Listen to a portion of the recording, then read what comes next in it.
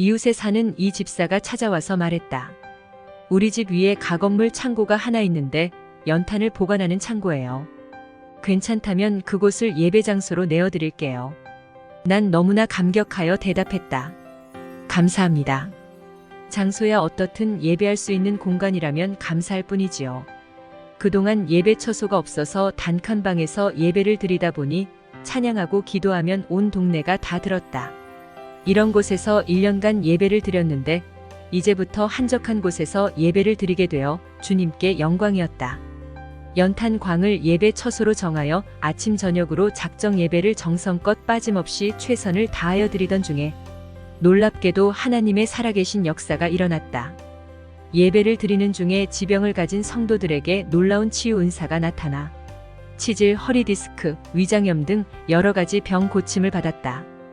기도할 때마다 치유와 기적의 역사가 일어난다는 소문을 듣고 성도들이 하나둘 모여들자 이웃 주민들의 핍박이 시작되었다. 결국 집과 예배 장소까지 강제 철거를 당하여 살림살이며 소지품은 물론 아무것도 건질 수 없게 되었다. 우리 가족의 거주지 신정 2동 114번지 뚝방촌 쪽방은 열악한 환경만큼이나 연탄가스와 자동차 소음 등 여러 악조건이 끊임없이 나를 시험했다.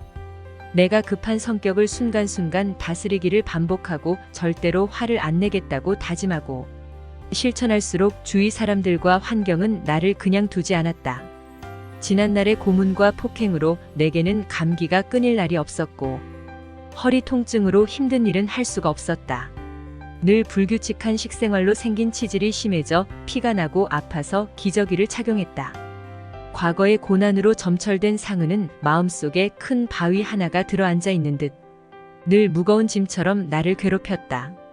나는 신학을 졸업하고도 본연의 일을 하지 못하고 있는 현실을 벗어나야 했다.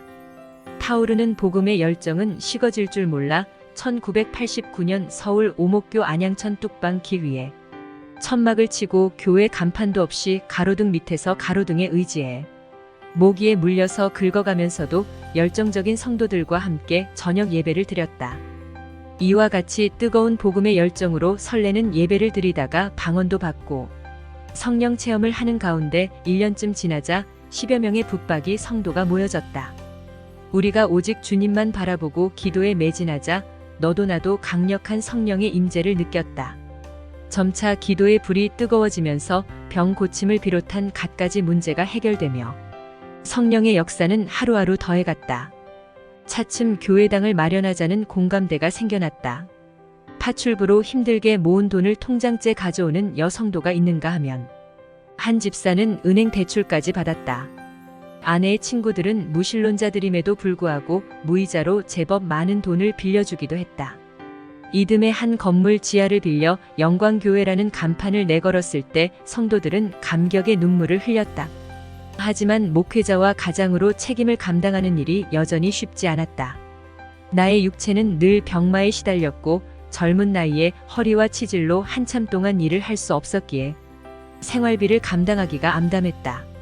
날마다 허리가 아파서 집에 있어야 하고 치질로 피범벅이 되어 걸을 수가 없을 정도였으나 형편상 병원에는 가지 못했다. 동네 사람들이 치질에 좋다는 일상적인 방법들을 사용해 보았다. 그러나 병만 더욱더 악화되어 살이 썩는 냄새 때문에 어디든 다니기도 쉽지 않았다. 나는 작정하여 연탄광에 갈대를 깔고 자면서 날마다 하나님께 부르짖어 기도했다. 그러던 어느 날 새벽 비몽사몽간의 환상적인 성령의 임재 속에 꿈인가 생시인가 기적적으로 치료받게 되었다. 인위적으로는 표현할 수 없을 만큼 거룩한 하나님과 만남이었다. 정말로 태어나 처음 느껴보았던 그 산 체험 이후로 지금까지 치질이 깨끗이 회복되어 정상적으로 활동하고 있다. 그토록 힘을 쓰지 못하고 아팠던 허리도 정상적으로 회복됐다. 성인병도 모두 고침을 받아 오늘날까지 성인병 없이 건강하게 살아가고 있다. 이 모든 것이 오직 하나님의 은혜로 된 것이다. 이 모든 영광을 주님께 돌린다.